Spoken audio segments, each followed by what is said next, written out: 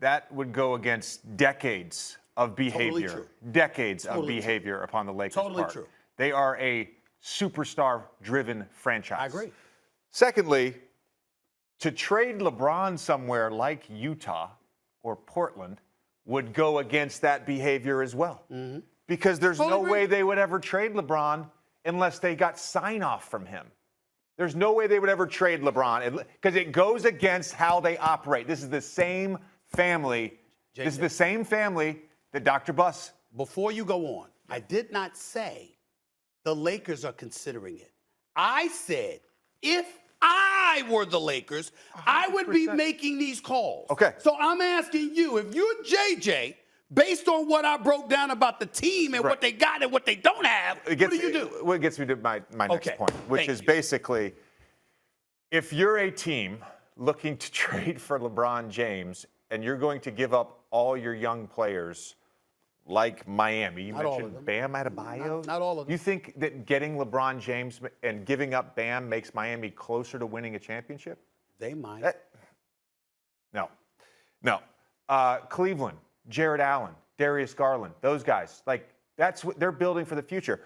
Everything you're talking about is teams essentially operating the way the Lakers have operated for decades. Teams don't want to operate that way anymore, and that's the problem with the Lakers. They have refused to modernize how they operate, and we've seen it. The last 10 years, they've been in the playoffs 3 times. Only once did they get out of the first round, and that was in the bubble, 2020. The idea that they're going to bring in Phil Jackson to help with the coaching search, given his record as an executive in New York and with the hires he made, again, it's a pattern of behavior. We talk about it all the time, the pattern of behavior. It fits in their pattern of behavior.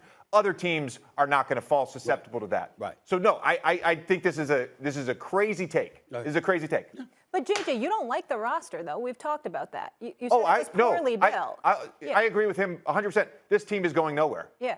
And trading LeBron, you're not going to get anything back where you're going to say, oh, man, we're going somewhere. I Where are you on agree with everything JJ said. First off, LeBron's not going to, you can say he's got no trade. He doesn't want to go, they're not going to trade him. So we are Harden, he bailed out, Irving bailed out. The no trade thing means nothing. He's LeBron James. He doesn't want to go to Miami or Cleveland, and I agree. I don't think those 2 franchises want him. They've already won with him. Why would they want to go back there? They're building pretty good teams. So he's not going to those 2 spots. And the other thing is, you are tied in with Davis and Westbrook. This is your team.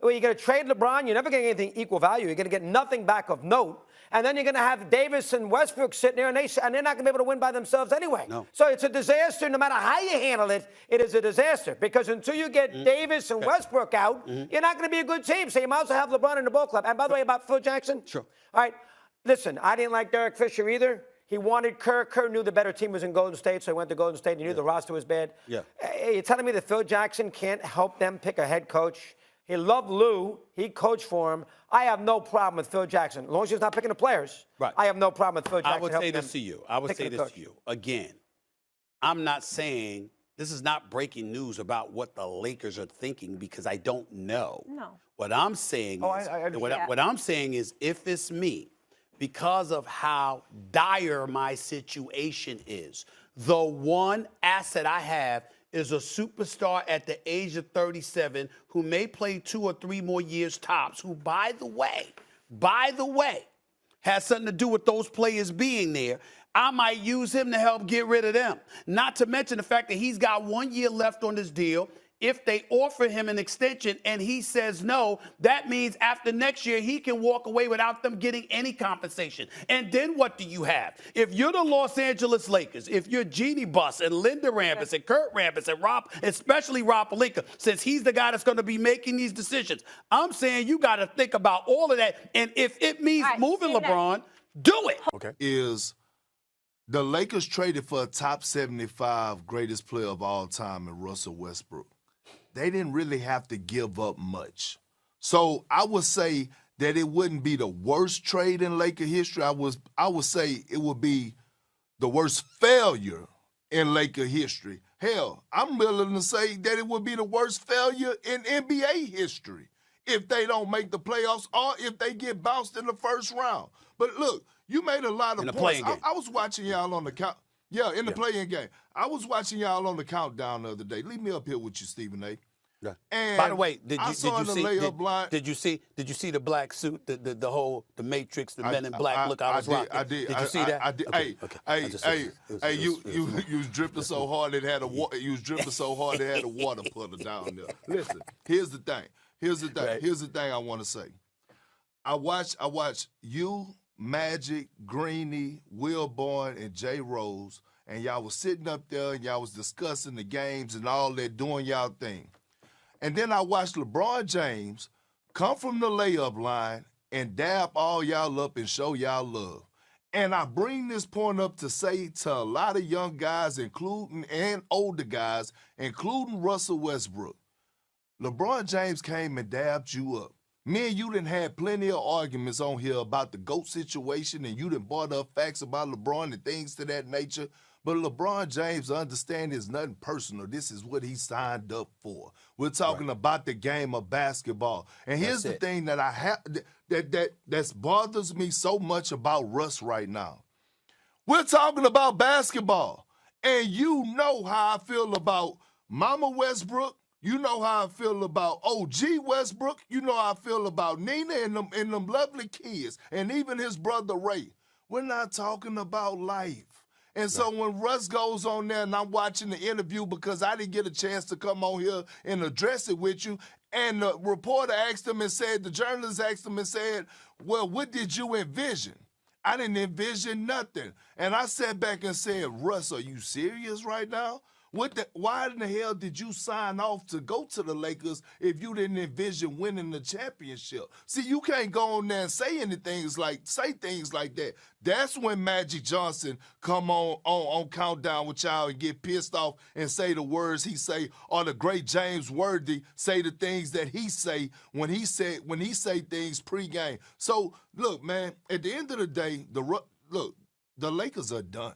Okay, whether they make it out of the play-in and get in the first round, the Lakers are done, Stephen A. They're done. They just don't have the personnel to compete with those top teams in the Western Conference, even if they get out of the play-in. Okay, if they get out of the play-in, could they win the first round? I sincerely doubt it, but my God, the way LeBron James looked Saturday night was something spectacular and anything's possible. Let me say this about Russell Westbrook, and I'm going to close this out. I happen to know that Russell Westbrook had issues with people challenging his character. I want to state for the record, his character is not to be challenged. He's a family man. He don't get in any trouble. He don't engage in any nonsense. He gives back to the community. He cares about people a lot of people don't give a damn about. And he's very philanthropic and charitable with his time, his money, his energy, the whole bit. He's a good brother. Yeah. And his family. His father came to me to give me a hug. It was great to see his dad, when, the other night at the Clippers game or what have you. I've loved his father for years, and his mama is wonderful, and I know his wife is great too, and we know all of that about Russ. Here's where the problem lies. Saturday night, the Countdown crew that you talked about, we were told afterwards, I don't know if it's true or not, we were told afterwards, Russell Westbrook wasn't even warming up half the time. He was busy staring at us. Because he was ticked off, okay, because of some of the headlines between Magic and myself, whatever. Again, I don't know if it's true, but that's what they said. Here's the part that he gets upset about if you look at what I've said about him. Last year, you in Washington, press conference. I don't care about championships.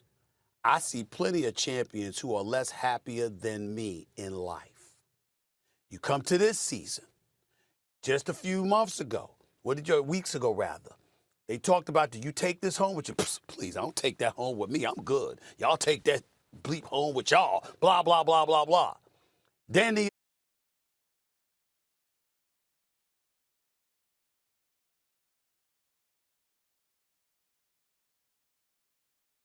other day you said, I have no expectations. Russell Westbrook's effort on the court, he never, ever cheats us. He gives us all he has.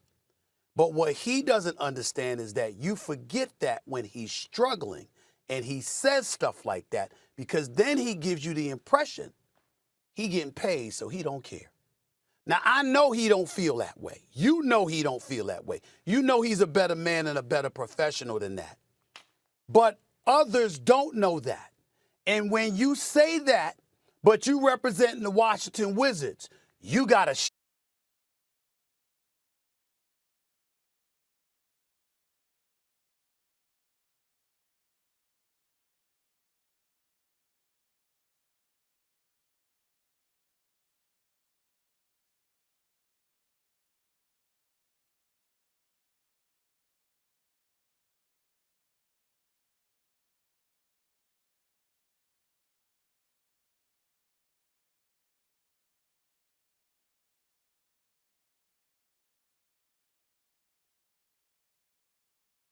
shot of getting away with that. When you representing the Los Angeles Lakers and you've got Magic Johnson talking about you and James Worthy doing post game on you, and oh, by the way, it's the same, you're a teammate with LeBron and Anthony Davis, and oh, by the way, it's the same uniform that Kobe Bryant wore, God rest his soul, and that same Kobe Bryant looked at you one time and said, you next. That's how lofty the expectations were for you. You cannot utter those words. You can't do that wearing a Lakers uniform because no one's going to remember everything else.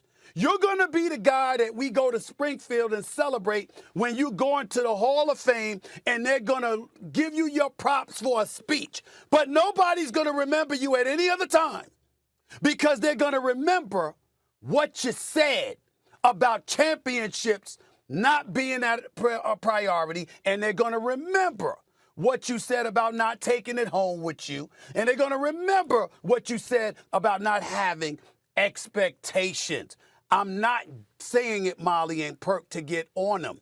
I'm saying him to help them. In case you don't know, in case you're wondering what the narrative is going to be, I'm giving you a heads up. Bro, you've got to.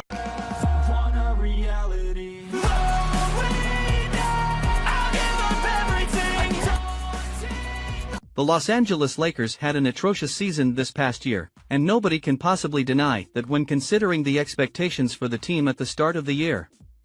Despite the brilliance of LeBron James, averaging 30.3 ppg and 8.2 rpg, the Lakers could not find any form of unity on the court, with Russell Westbrook playing inefficiently and Anthony Davis again missing significant time on the court. Westbrook shot a putrid 29.8% from three and also nailed only 66.7% of his foul shots while turning the ball over 3.8 times per game. The big man only appeared in 40 games and, for the second straight year, played under 60 games. The rest of the roster was very poorly built, and head coach Frank Vogel could not get their guys going on either end of the floor. Of course, Vogel was fired at the start of the offseason for the Lakers. In many ways, the Lakers' season was down to multiple factors that resulted in a potential title contender missing the playoffs altogether. Los Angeles did not even have a chance to make the play-in tournament, something that is so unfathomable when considering the presence of 3 Hall of Famers on the team. Luckily, the season is over for the Lakers as the franchise aims to rebuild in the offseason and surround franchise superstar LeBron James with the right pieces to succeed. Of course, the man who will likely be moved is Russell Westbrook, a player who has been made scapegoat, whether fair or not. No matter what opinions you might have on the former MVP, there is no denying Westbrook must be traded out of Los Angeles.